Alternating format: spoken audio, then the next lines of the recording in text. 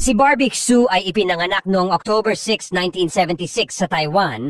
Siya ang pangalawa sa tatlong magkakapatid. Simula pa 1994 hanggang 2001 ay miyembro na siya ng pop duo na ASOS or SOS, kasama niya ang kanyang nakababatang kapatid na si Dee Hsu.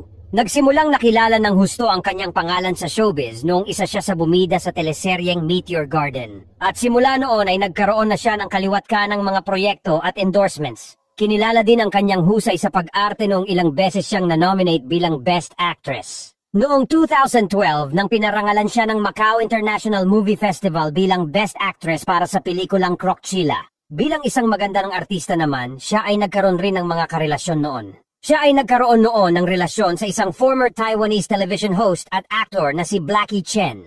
Sila ay magkarelasyon simula pa noong high school pa at umabot ng 7 taon ang kanilang pag-iibigan. Ang sumunod niyang nakarelasyon ay si Koo Jun-yap, o mas nakilala sa tawag na DJ Koo, na isang South Korean singer at music producer.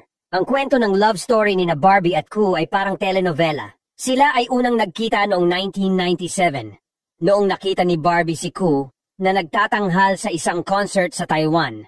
At noong 1998 ay muli silang nagkita at nahulog ang loob sa isa't isa at